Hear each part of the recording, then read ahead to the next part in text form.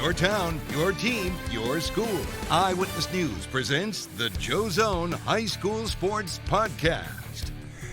Well, hello again. Welcome to Happy New Year here as we're in 2020. This is our first podcast of 2020, and glad you're with me today.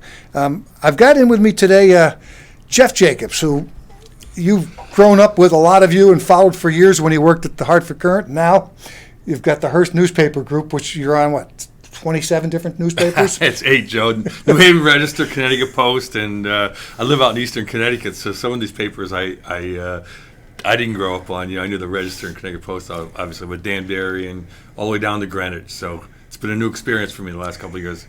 And to me... And Game Time CTA. Yeah, which I think is the top website in the state for high school sports. Yeah. It's incredible. But as I see you out there and I'm talking and I'm reading stuff and I'm looking at the topics now that we can talk about and the things we can't talk about, how much what we do has changed. And I only say what we do, meaning that I spent the first 25 years of my career doing commentary and doing comments and going after issues. And the last 15 saying, I'm out, don't want to touch that. And I think on your side of the business, it's kind of the same way. Can you talk about a little bit how the landscape of writing columns has changed on where you could go and now where you don't think you can go? Well, I think you can go just about anywhere, to be honest with you. I just think that you got to be awfully careful about what you say and your conclusion. Yeah. Just the words, though, Joe. I have found that it's not the thoughts that have to change as much as you got to be careful about certain words. And I wrote about some of that about Gino Auriemma the other day when he used the word dummies, and it caused a little bit of a kerfuffle, whatever that word is, after Golick said some stuff on ESPN with Trey Wingo and a few other people objected to it. He said it kind of exasperated after two of his kids took fouls. Just like the word kids there. Right. I don't, I say kids. And he calls them guys. Yeah, I don't want to say guys. I don't want to say girls. I know. So young women and then you sound so stilted. But he kind of said in an exasperated way, dummies. And some people jumped on him. And you have to be careful about your words. And it scares me at times. And I have found that social media, Twitter, it's become such a mob there, the 140-word mob, that those people scare media. Most media will deny it, that they're scared or they're frightened or whatever, but they scare people. And a lot of it's funny because I guess a lot of, as a sports columnist, you'll write a lot of things that cross into society, and some of it's rather political, some of it's not. And I kind of have a liberal bent. But having said that, sports is beautiful because you can call a score. And so a lot of things we think might be, whether you have a conservative bent or a liberal bent, you meet a lot on some of the things that go into like character building and all those. You have a kind of a meeting of the mind. You can call different issues. Like say, hey, that guy Jacobs, he's a left thinker, but all of a sudden he'll come off as on a point that a conservative would think, and they go, I thought you were this way. Well, no, I'm just a sports way, And there's a certain beauty of that because it's kind of apolitical, but it seems like every thing you write now is put into that context of political thought, and that's the part that frightens me. Yeah, and that's a really perfect point that I want to make. You can't, I could say right now, we could agree, you and I might agree, that sweater's gray. We could get 50 people on Twitter would say, what are you talking about? That's brown. Right. And then it's like, you numbskull, you dummy. Don't you know gray from brown, idiot? Right. It was funny, though, getting back to Gino and the dummies phrase. So, I'll use Gino and I'll use Jim Calhoun with the issue he had over the summer about the sexual, what's the word I want to use? It's not an allegation of sexual assault. the woman in the department felt Right. that she wasn't being treated fairly with men. If that's a 35-year-old coach with no credibility, I guarantee you that story would either have ended with sanction or dismissal, or it'd still be going on. And in Gino's case, because he's Gino, he can still throw out words that some people who don't know him would find offensive. But there's that whole, those guys have barely earned that credibility. Well, yeah, the people that, if you have a history of not causing a problem, whatever area that is that we're talking about, you're I guess you're cut a lot of slack. But you're also, if you win games, you're cut slack. Yes. And that is, I wrote the other day about, I went and found all the synonyms for dummies in my column, and some of them, like imbecile, you wouldn't go there. Right. But I found a few. I found the word ninny hammer. Okay, if I called you a ninny hammer, Joe, it's a old stilted word for dummies, but like you wouldn't get in any trouble for ninny hammer. No, I wouldn't take offense to it either. Yeah, no, I know you'd laugh, but it was right after imbecile and jackass. You know what I mean? Which would get you into trouble. So that's why my point was that the words can be so dangerous. And I always thought it was funny because Jim Calhoun won his 900th game the other day, and I asked him in a press conference. Anybody who's read me over the years knows we've had a few. Yes. We've had a few set twos. So I asked, I said, hey Jim, if I told you after the third or fourth win at Northeastern that we'd be sitting here with your 900th, hey, what would you say to me? He goes, I'd say Jeff Jacobs was crazier than normal. Now, I laughed, but it was in front of a lot of room. And a few people took it like, well, knowing that you've had this history, boy, he showed you up. Right. Or conversely, if they knew me, were you upset by that? And I'm going like, I'm flattered. I said, so he jabbed me a little bit, and it was hilarious. I thought it was hilarious. I'm surprised you didn't say, well, I knew I'd be here, Jeff. I never thought you'd still be here. That would have been really the funny line to go with. Right? But you know what I'm saying? It's like, and people are like, ooh, which way did he take it? Which way did he mean it? And it's dangerous out there. And at one part of my mind says, well, we can't have it like in the old days where just people bullied people. There was a lot of commentary and it was let's face it was a man's world, and they said things. And I'm old enough to know that when it was unpleasant for women around athletes and in the locker, and so are you in the locker room. Yep. So I mean, you want to grow, intellectually and mature and evolve, but at the same point, you don't want it so that everybody's scared, because you don't want a locker room culture per se, but it is a locker room, and it is their workspace, and it's our workspace. And that's why I have now. I might get in trouble for this. I'm going to say this. A lot of times you meet women in our industry, and ones, if they're the only girl in the family and they got 3 older brothers, yes, they are a lot better prepared to handle what we do and what we say in the whole climate than others. And it doesn't mean we're right and anybody else is wrong. That's right. I'm just saying as we evolve, I like to have some of those women around because they kind of help us on both sides of the fence. They soften the ease over. Yeah, the ease over. And it used to be, in the writer's world, when I started out, Joe, there were the women that got into sports, either terrific writers and reporters that weren't into sports, or they played sports and they weren't terrific writers. Now, there were exceptions, don't get me wrong.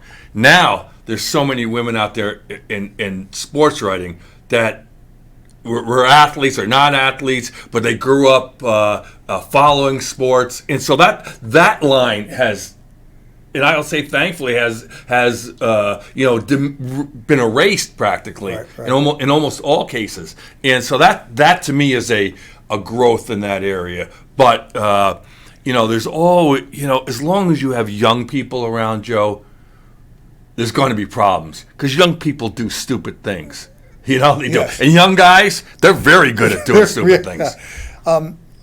Couple of things that I've noticed, because I read a lot of your work, and I think in some cases now, at least you're willing to go there, because I won't. And I'll give you a perfect example, the transgender athlete story in Connecticut.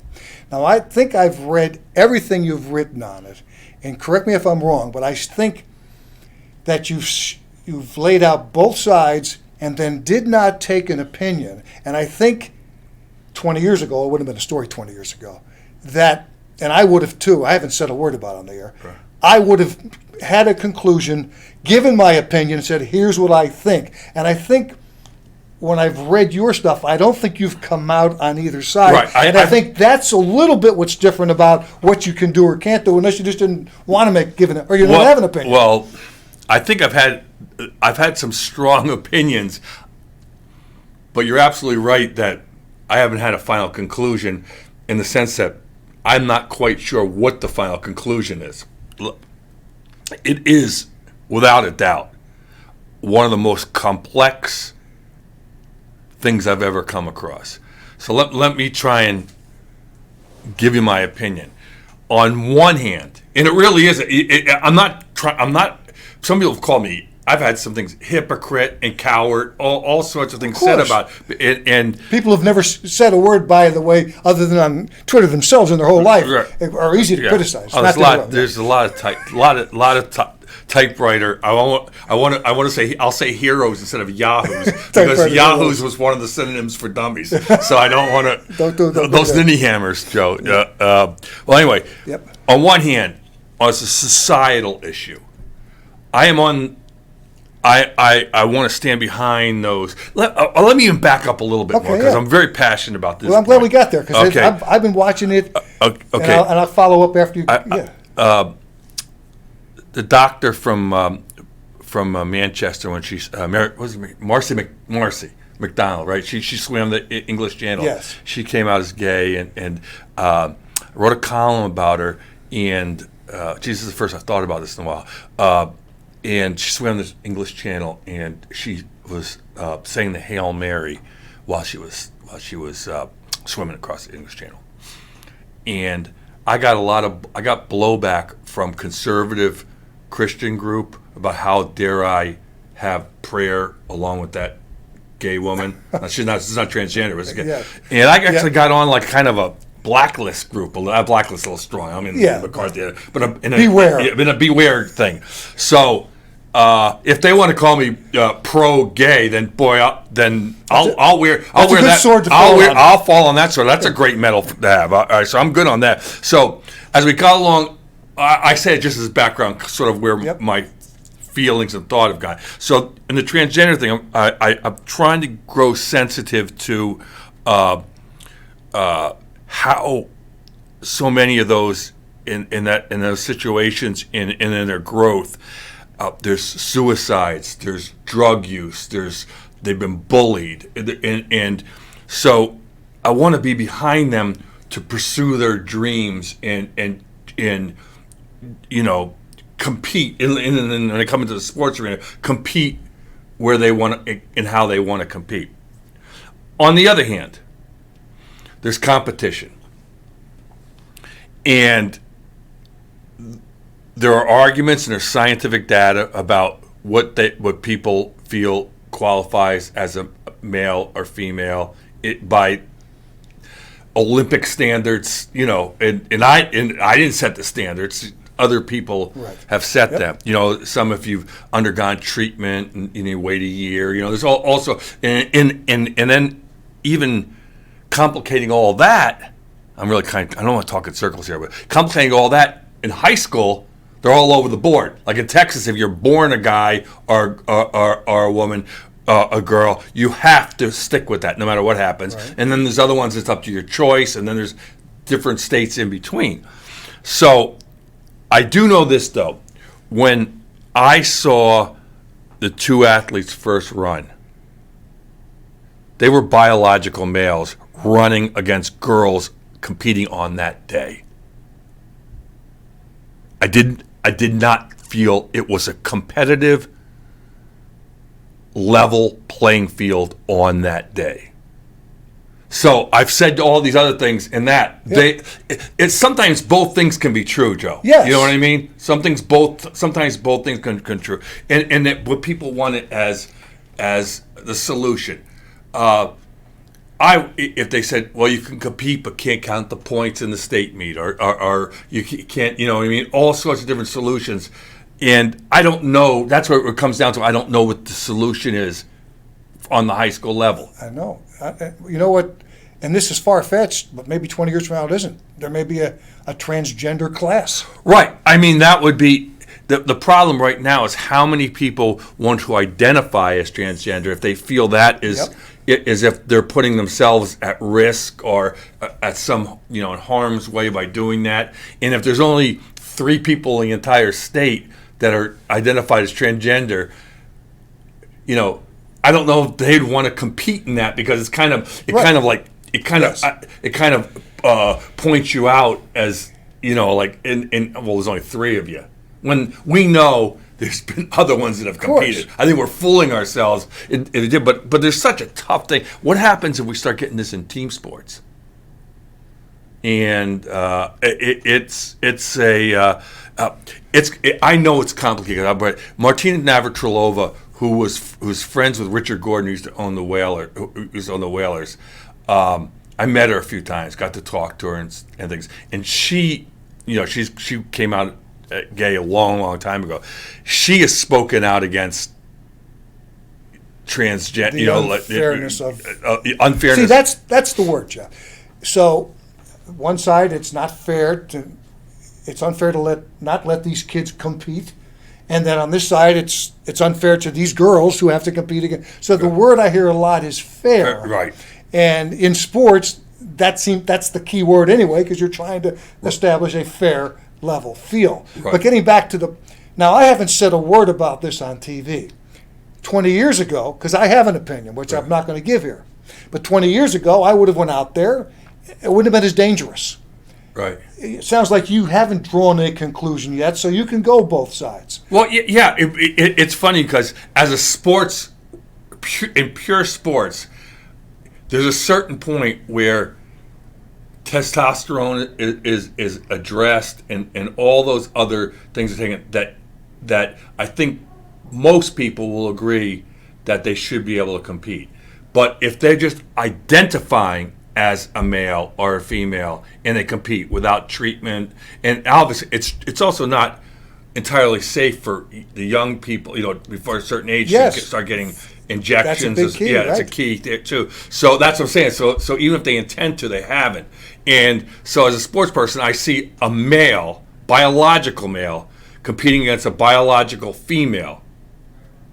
And it is on that day, it is not fair competition. But on the other hand, as a human being away from it, I want to be supportive of those people. That's why I'm saying two streams can be truths. Yep. And what really pisses me off, Joe, is people call you a hypocrite or a coward, or you don't understand. You wouldn't believe on this issue how many people tell me I don't understand, as if I'm a complete dummy. Right. And it's like, look, I'm trying my hardest to understand this, a very complex thing, and it's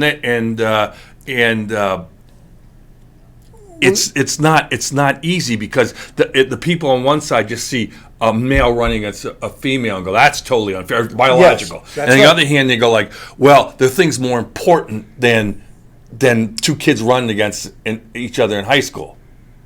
Yes. And and one thing I just want to mention here is, I do feel sorry for some of the girls that have been knocked out. Not all. I've seen the girl, the ones girls identifying as girls. I've seen them cry after races. I've talked to some girls in tears that felt they got unfairly knocked out. Yes. And and they go like, and it's fun. One of the things they say is, Joe, is that boy, you got me wound up on this one. Is that colleges, they only look at times and things like that. And it's true that in track, there's time oriented. But the joy of winning a race, of finishing that day, see that whole thing of that day, that's the part that's unfair. Yes. And maybe all the other days, it is fair. And that's why, like in the entire experience. And that's why it isn't, I challenge anybody to come in here with an open mind and tell me that it's easy. This is the way it should That's be. yeah, and they go like, yeah, because anybody who really cares about this, that cares both about human beings and about the integrity of competition, are conflicted on this. I love the people with the boom. Boy, I got the answer for you, Joe. I got the answer for you. And you've had a lot of answers in your days like that, but this one's not that way. I'm speaking with, this is our podcast, and I've got Jeff Jacobs here, and we're talking about a lot of things, but it's interesting because, like in New Hampshire this week, they're thinking of changing the rule and forbidding males, from competing against females. And actually, a woman from West Hartford was up there, testifying and speaking on the issue. And in Connecticut, for those who don't know, by the way, it's they've got the easy, I say easy, but they use the state mandate, yes. Whatever the state mandate rule is. In New Hampshire, think about this, they let their school districts decide what the rule should be about who can compete and who can compete. So it's not wow. Yeah. So at our level, it's on the school districts approving that the person identifies as a certain sex, but it's like you said, it's under the umbrella mandate of state and federal law. That's a controversial topic. That's very hard. There are easy ones. That's a really, really hard one. And as you know, if you go on this side, 50% of the people on this side will call you an idiot. And if you go on this side, these 50% of the people will call you an idiot. And it's really that simple. That people don't realize it's that simple. Whatever position you take, the people in the old days, you and I could talk about it for half an hour, come away. Okay, I see that. But now it starts with, you don't know what you're talking about. You're an idiot. How do you have a conversation after that? Right. You don't. Well, Joe, I'll tell you, I'll get you started on one thing. I used to think that cable television and the onset of social media would be the greatest thing for our democracy. Well, let me put this politely. I now understand why there are editors in life. And this is coming from, like I said, a lefty, not a right winger. And because when anybody can say anything, suddenly people that are supposed to have been hired for commentary, it's made them much more careful than, because they don't want to be put in with those people, and B, it's you're dealing with a level of, you're correct. Oh yeah, I'm one word away from saying something right now that could every single day. Right. You have to deal with that.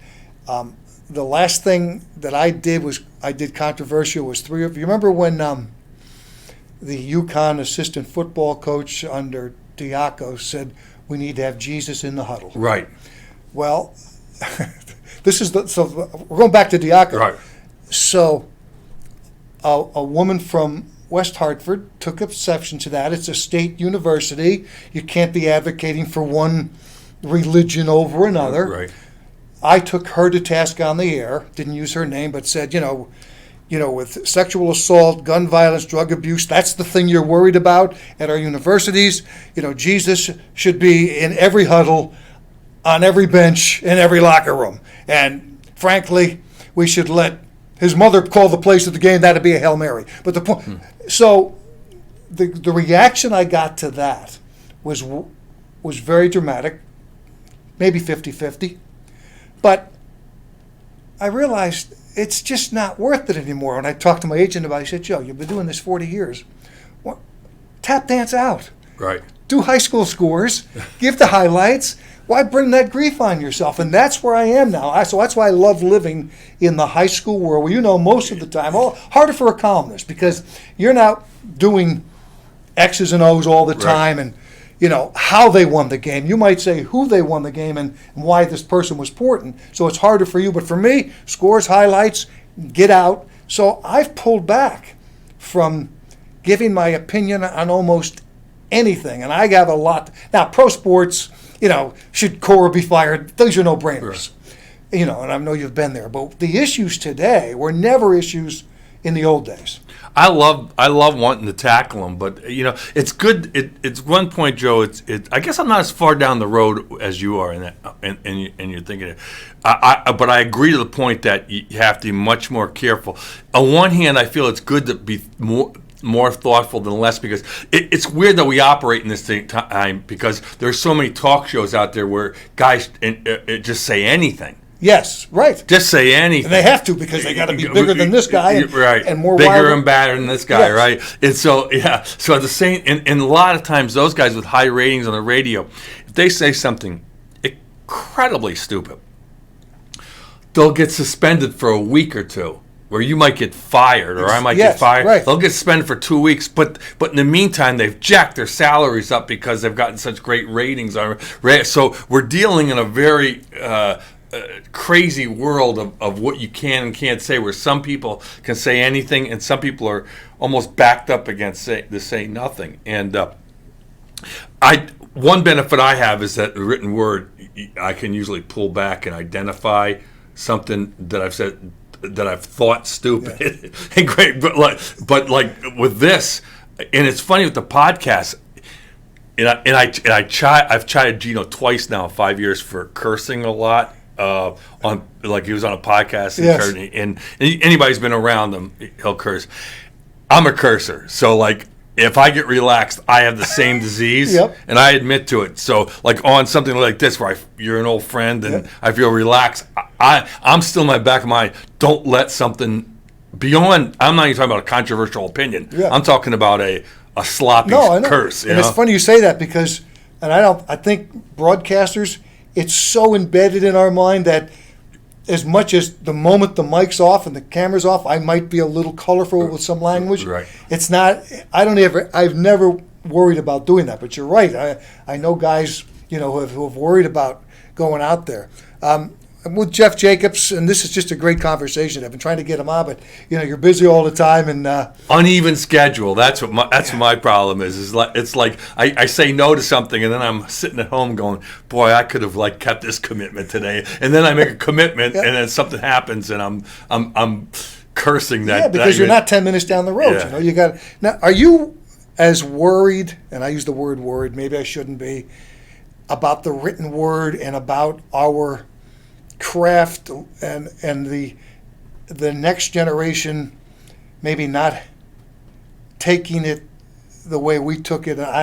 Maybe I'm just a blowhard, but we were careful, and I just don't know if the writing. I still think writing is the most important thing that we all can do. Right. Because when I go on the air and do a sportscast, if you hadn't watched and pay attention, it's gone, and you may have thought but the written word, you can go back over it, look at it. You know exactly what Jeff Jacobs said when he wrote it. I'm worried that our younger kids, because they spend so much time doing this, they haven't figured out how to make sentences and stories with a beginning, a middle. Everybody can do beginning and middle.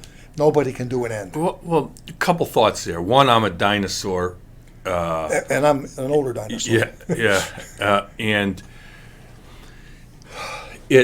when I went to the University of Missouri. One of the great people. It's a really good journalism Tremendous school. journalism school. And I'm from Rhode Island originally. I wanted to go out there and do it right.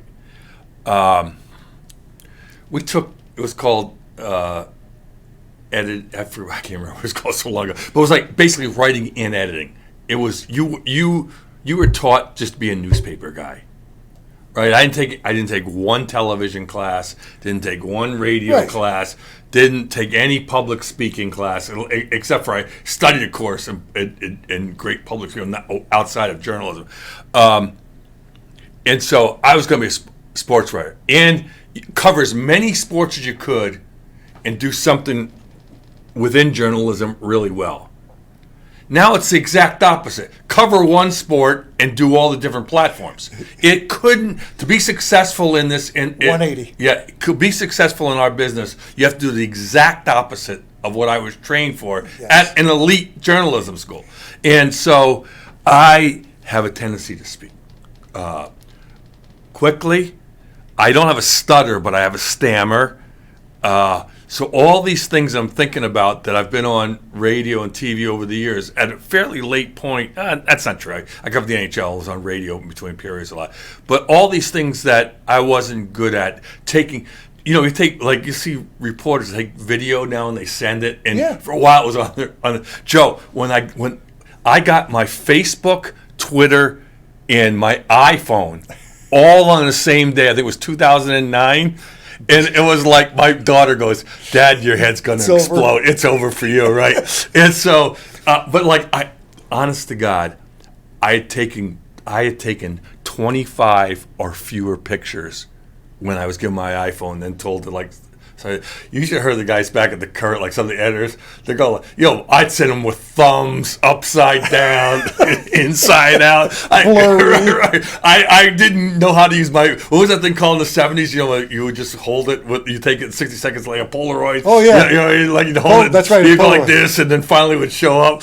No, I was the guy, I'd pose for him and didn't take any. So it was like, that's how rudimentary I was at the age of like 50 or 45, 50. Yeah. So it's so changed now, because I watch all these young people cover high school sports now, and they're doing it. I mean, I see like you guys with your own cameras now. I remember the days of the big cameras and getting knocked out by it. If they folks, if they ever diagnose me with like post-concussion syndrome or CTE or anything like that, you'll know that I came from getting hit in the head by like Channel 3 cameramen and Channel 30 cameramen. Up at nothing was more dangerous than Fenway Park and those tight locker rooms with all those guys around the locker. You boom. Well, and I did it in New York, so triple the amount of people that were trying. And I'm the littlest guy trying to get the microphone, and you got a cameraman saying, "Get you." But it's funny you mentioned that. Shooting our own video. I still go to games where people will ask me or say, "I didn't know you're shooting your own video. What are you doing with a camera?" And I've been doing it now for like 12 years. Right. And back to what you say, and this is my take on just our profession, not just ours, but America. If you can be mediocre at 5 things, you'll work forever.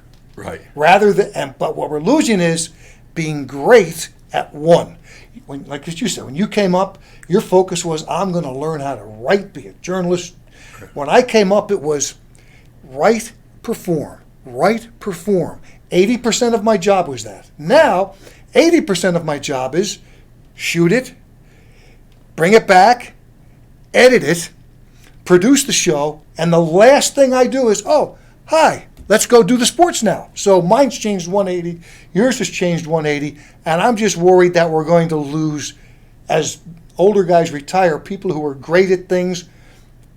We're not going to have greatness, but the other thing is, I think America is getting used to mediocrity. Well said. I can't add anything to it, Joe. I can't. I just, because otherwise I'll sound like anti-management or anti-ownership, because I think it's economics. You know what I mean? Of course, you should have a cameraman. Of course, we should have writers, editors, columnists. You know what I mean? In a newspaper, not all people doing 5 things, because you can't do 5 things real well, and that's it. Goes to column writing too. I read these columns that are running, although strangely enough, they've gotten, except for like social media, they've gotten a little better at some of the columnizing, not writing it right away. For a while, as soon as it came out, no one can think that fast. There used to be a day, although it'll still happen like this, it would be like, used to be like you'd report a story, and then a columnist might take an extra day to think about it. Yes. Now if you do that, you know what they call you? Lazy or a plagiarist. Late. As if, because if there's, Joe, you know and I know, if there's something that happens, 2-3 opinions on something. Yes. So if somebody says something, that's why I laugh about the boneyard, the UConn thing. Yeah. If they disagree with me, I'm a nitwit and an imbecile. If they agree with me, I wrote that, I put a post on that 6 months ago. Jacob stole it from me. It's like, so it's the can't win syndrome, which I get a kick out of it now once I've identified what it is. But like, there was a time when it really worried me. That's what, you want people. People can't think that fast. You can't turn good stuff that fast. Most people. Yeah, can. an opinion. You can have an opinion right at the ready. Yeah. But that's it. But to craft an opinion, it takes a while. But everything is quickly now, and like you said, you got to do 5 things. And yeah, our daily sports sections are not as good as they're better than they were in 1970, but they weren't as good as they were in 1995. And we're devolving. Some of the online products now that are gathering, there's some really good writing going on, and that might be the future if they can continue to pay them and away from the print product. Yep. The print product. I mean, it's tough. Like with Hearst, the Greenwich paper goes off at 8:00. So I can't cover it. But even New Haven is 10 o'clock. Yeah. So that takes me out of a really good column off a UConn game. Right. And Connecticut Post, which is our second biggest paper. New Haven's the second biggest paper in the state behind the Current, and Connecticut Post, I think it's like third, is 11. So now a lot of times I'll just write for the online because you want it with the UConn fans and the following I've had for years. A lot of people outside our circulation area will read it. So you try to give the best product possible while maximizing, profit for my bosses. So you try to remain relevant that way. The instantaneous thing is really what I think is hurting all of us. There's so much pressure to immediately get it out there. Now, that's one thing if you're getting the final score was 3-2.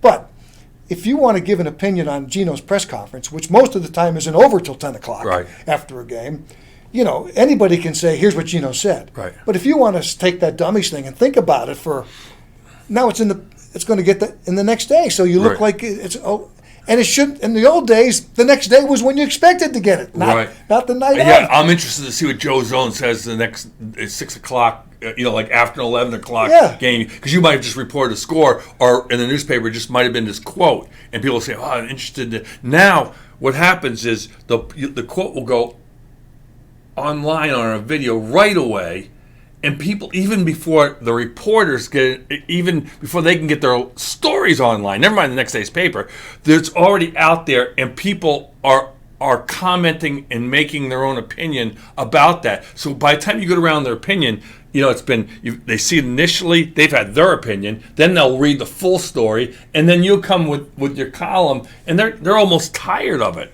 and it's like and so a lot of times you try and when you start making. And a lot of people have beaten it by making opinions before the fact. I know how to do it. It's like, it wasn't hard to write a column, and I didn't do it, but if the Red Sox player in Connecticut, I might have. Alex Cora can't manage another game for the Red Sox. I would have written it beforehand. Yes. Just to say, Jacob's got an opinion. Yeah. But how well formed is it? You know what I mean? It was pretty obvious that he no, it wasn't pretty obvious. It was very obvious that he couldn't manage the Red Sox anymore. It didn't take Red Smith or Jim Murray to figure out that those guys are both gone. By the way, the late Jim Murray and late the legends to figure out that he couldn't keep on going. But you get time wise, you're in a box, and with the pressures of time, and we deal with it in TV all of the time. I mean, trying to get names and scores right, and the time factors, and then you got to put more. The one thing, and I think you'll find this true, even though, especially the newspaper print, but somewhat online. But in our business, TV, what hasn't changed, with all the things that have changed, this is my 45th year. The same is true. It was in 1975 as it is now. Mom and Dad love seeing their kids on TV. And they don't want to see them on this thing, and they don't want to see them on the computer or the TV in the little room. They want to see their kids at 11 o'clock on the news on the big TV. And they want to see that newspaper column that they can clip out, put it in a scrapbook. That has not changed in 45 years. It's funny, and it's going to continue not to change that way. People used to say, when those young people become mom and dads and grandmas, they'll be gone. I don't think I don't think it's true because you're not going to have national audiences watching your kid, your Johnny or Jane playing. So it's going to have to be at a local, regional, state level, and nobody else to have something in your hand to remember. Well, you can maybe run off, take a picture of an online story, but still you've printed it out. You know what I mean? Yeah. It might not be actual newspaper. But I'm with you. Like Mike, I'll just bring this because it wasn't FSB, but last year my kid played for LaSalle against St. Joseph's. Yeah. And John Pierce at Chile, yeah. he had a game and he had my kid Duncan back on a putback. Yeah. I was crazy. I was I crazy. know. My kid, he has seen himself on videos and stuff like that. He was it was big to him, but not huge. For me personally, I was over the moon because I knew John. If it was for you, I'd say the same thing. If you happened to do I it, know. it was like I know Joe Zone, and he had my kid on. No, it was as a parent, and like you said, it's like to see. I feel the one thing I feel special about is I'll go to some place of business or something like that, and if I had written about something new, see my column clipped out, or like maybe laminated or put behind glass at a bar. And Yeah. I mean, I am touched by that, and that stuff hasn't changed. Right. It's been taken out of a lot of the mainstream every day. So, but I don't know if there'll continue to be a place for that because how do you what's the monetary value of that? We know the sentimental value of Yes. that, but what's the monetary value of that? I don't know. That's why it's funny when we talk about game time. I have a very strong opinion about box scores because I love to see them on in papers or or online. Yes. And I wouldn't pretend to know every high school around, but like I live out in Eastern Connecticut, Yeah. and I'm a high school basketball fan, so I could take in maybe by knowing my town school and like probably 10 of them other that are on the schedule, I'll know all the kids. So without even a and if you're a fan, I'm not the only one. I'm not Einstein by any means. By just knowing who the people are and the players, you can look at those box scores and it'll tell you 10 stories. Yeah. That even a roundup by naming the two kids. Yeah. Like just say, I was just talking about this the other day. Well, you have Joe Smith and Johnny Miller scored 20 and 18 points, but the third kid who had 10 points and 12 rebounds and covered that other team's best 5 that day and held him to 9 points. He might not make that roundup, but if you know what you're looking at in that box score, you can see the story. And there'll be a story there too. And there'll be a story, yeah, and that's why. And plus, you've put everybody's name in the box score, whether they scored no points or they scored 15, and that was always something that I so that to me is important because names, the thrill of seeing your kid on television, and then what newspapers can give you or printed product can give you is like all the names, and that's important. That's the one thing that I always, and that's why I love people, and like you, I mean, I've covered Super Bowls and World Series and the World Cup, everything, but I am so glad every day that I'm not up there covering a Bill Belichick press conference anymore, and I'm so glad. When I was in my 30s and I was covering Parcells and the Giants, fine. But there's something to be, and again, I love this. Hey, Joe Zone's here. When you pull up a high school game, Joe Zone's here. What do you need? Who will stop practice? At this stage of my life, that kind of I call it respect and appreciation for what we do, and that we're important to those people. You go up to UConn now. Well, we've been up there where you can't even. I'm so frustrated with the whole scenario up there, trying to, get them to.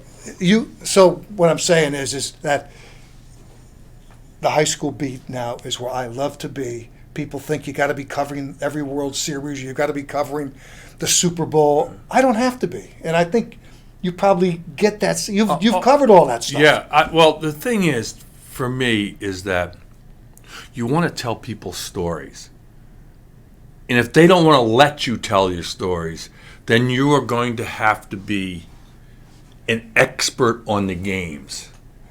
Now, there's a lot of people pretend they'll be the experts on the game, including former players and coaches who a lot of times who all the time are not in the meeting rooms or in the huddle. And they'll miss points. They'll know more than you about it, but they don't know what's all that's going on either. They're one level above us, and about 3 below what's going on. Yeah, and so there's a lot of that. But so if they're going to take away the ability for you to tell their story, whether it's in life or even in the game, Belichick gives you nothing. I love people that know him. Some say he's a great guy, a tremendous guy. I've been covering him on and off for a quarter century, 25 years. Let me know when he dials me in, okay? I mean, I've been. You ask him a question and it's nothing, and then when he loses, it's nothing. Like give Jim Calhoun credit when he wore the losses on his sleeve. Belichick doesn't give you anything. He wore wins on his sleeve. Right. If you won, you could still get a good press conference. Yeah, Belichick starts losing. You'll see all these people that rallied around him start diving off. So yeah, you're right. It's like all you want to do is, we're willing, if you made a critical comment about somebody, to go and face it, take it, patch it up or not patch it up, however it goes. But at least moving on and wanting to tell people's stories. And you know what, Joe? One thing I find out is that there are levels up the UConn in the college ranks that you can still do that. But UConn is sort of at the level, and it depends on the coach and the program and the time of year, how far how much exposure you can get to it. Yeah, Gino gives you everything. Yeah, and but yeah, it's tough now. It's tough now that like the Patriots are the worst.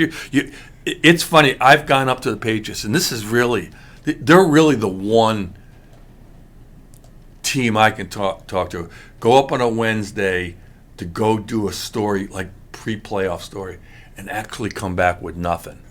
And then you know what I mean, because they brought guys out. What do you mean you didn't get it? And then I'll go and read what was written by the beat guys and stuff, and they'll have stories that were like, well, the 3 tight end setup is going to be this, really something like that. Or if somebody had a whole lot of, they were famous writers or national people, they would have, I'm over Tom Brady's house today. Well, we're not going over Tom Brady's house today, And so that, but or do you want to go and write a column on like the tight end X's and O's that you just go in the hope to go like like a story about a guy overcome something or he was facing he got cut from the team and now he's back or even if it toward the X's and O's he's facing a real tough challenge and not get like, well, I'm gonna do my best this weekend. Yeah.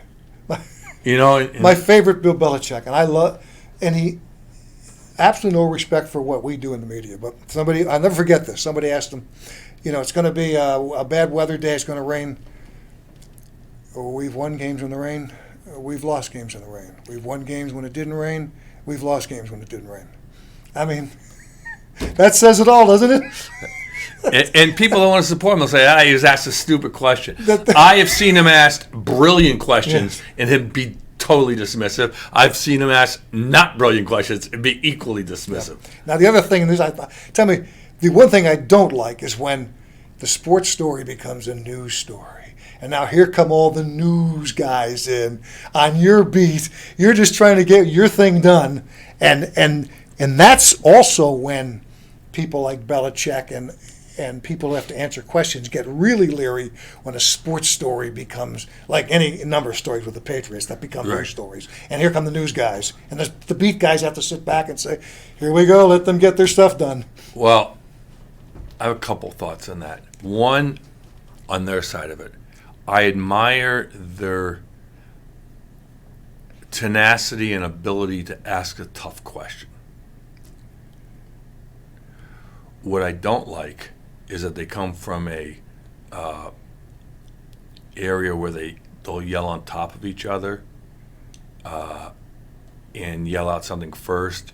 And what I really don't like is if they are not well versed on the topic and then blurt something out that if they weren't well known in the market that they were at and thus exhibited a modicum of respect in return for that they'd be called out as foolish. Yes. And that is, it's really funny. I just don't see myself blurting out a question at the governor that was non-sports. That if they had signed it to me, I'd be really careful about listening and stuff. Yeah. And it was funny, even And when help somebody else ask it, so you've got the answer. Yeah, and you always want to toe your end of it. If you're considered an expert in the area or semi-expert, Yes. you ask some questions, You lead the way. and someone will suck off you that day. That's right. And the next time when they're the experts, Yes. I'll live off them. Yes. And that's kind of a give and take in our business. But even like when the Whalers were leaving, and like I had covered all this a long time ago, there were people yelling on top of me that like just, I admire the questions will get answered, but just like. Let me set a little bit of a baseline there where we can get the conversation going. Whereas, like I said, some other areas that I've been involved in, I've sat back and listened. It's like in New York and Boston. I tend not to ask questions because they'll get better answers from people they're familiar with. But after something here in Connecticut, you see me ask a lot of questions because I don't mind, and I'm not the kind of guy that likes to go sneak into the corner and like try and get them away from. I mean, if it's a huge scoop, one thing. But like that's something that really bothers me. And when I haven't really talked about this much in my career, but I'm gonna get this off my chest. Yeah. People who sneak in the corners to ask questions that really aren't really, really scoop things. Now, if Joe Zolan has the scoop that some team is leaving town or somebody's going to retire, I respect that. But if you just want to get your own thing, and I know it's a little different for cameras when you try to get a solo shot or whatever you call it. But even that's changed. We're older there now. But I mean, so much of that stuff, let the guy give, questions that we know that are going to be asked. Let the guy give a good answer. And if he doesn't, ask it again, and maybe you'll get it right. Get the follow-up, Get a good follow-up question. And that's a real art, a follow-up question. But just this whole thing. While I'm trying to outscoop you, you're trying to outscoop me. You know what so many people, these national things, they're putting us out of business, Joe. And while we're outscooping one another, it's already, as you're writing, it's already up on Twitter anyway. Somebody's already got it. Right. So there's nobody scooping anybody. I know you're only scooped by how many strokes you can get out of your how fast you can go on Twitter. This is how I spend my day at games. There's a play, get that Instagram whip between plays on the couple of things before I let you go. And I'll set the standard. I think UConn going independent will be good for the program. Your take on football. Your take. Well, I'm open to. I am open to the idea, and this doesn't mean tomorrow. This means semi-long term of just shutting the program down, because I'm not sure as we go ahead in football, and there's a lot of factors still at play here. If the top 35, 50 schools really break off and basically form a big-time football, Super 1A, right? Then it's going to be a money. You think it's a money pit now? It's going to be it's going to be a super money pit. Yeah, separate of the NCAA you're talking about. Separate of the NCAA, Texas and Alabama, and the SEC, Big Ten, Texas, and they're in Big 12, SEC. Do that, then what are you playing for? And so you have to ask yourself that question. And at that point, you really have to look to, is it worth it? You have fewer people playing football, the concussions. The interest here just stinks per money spent. Is it worth it? Versus, ACC versus independent, I part of me doesn't want to give in to you, Joe, because of this. Yeah, because there's so many numbskulls out there, ninny hammers, who want to badmouth the American Athletic Conference football. Right. And UConn's been an abject failure in the AAC football. Yep. It's not the AAC's fault. It's UConn's fault. Right. And, they were permitted to be good in the AAC. If they were good in the AAC, they wouldn't be going independent right now. I don't care what you say. Because you know what? What are you going to bring Utah State in here and all? Were they going to show up? You're going to get San Jose State. Yeah. I mean, so on the other hand, independent allows you to it's essentially choreograph your schedule. Get some wins if you're any decent at all. Take some spectacular losses. Clemson in 2 years. Yeah, get money. Maybe get them into, if they won't come here, maybe get them into a game in New York.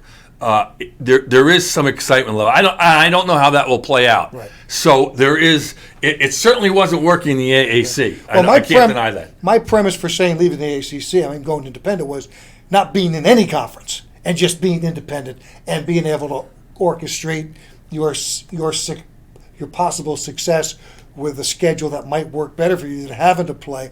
And this is something I've said for 100 years. I think more people would embrace going 9-3 on a soft schedule than 5-on-5 or 4-6 on a big boy schedule. What do you think about that? I think more people would come at 10-3 to see San Jose State, Maine, and New. At UConn at this point, I don't know if that's true. I'm not saying it'd be worse, but I don't know if it would substantially change it. You don't think 9 wins would make any difference in the program? Well, no matter who they're playing. No, I think Okay. it would certainly make a difference in the way people saw it. Yes. But it depends on the 9 win. No, I don't think 9 wins over Maine would draw 20,000. Okay. If you had 9 Maines, I do not think Okay. that would draw people. I do. There's a possibility, like I said, if UConn can choreograph it with big names in an interesting schedule, that it could have some. It could be helpful. But they've been so lousy. It's so bad. I don't know if anybody's qualified to really know all the answers. Sure, wins mean more than losses, without a doubt. Yeah. Who you play, the laundry is important, no doubt. But you wheel in New Mexico State in here, but I'm not even sure. They brought Missouri in. It didn't bring it. You think there's certain schools, Ohio State, because Ohio State would bring people in. And Michigan, when they thought when the program had not quite tanked, fallen all the way. Yeah. Oh, it's.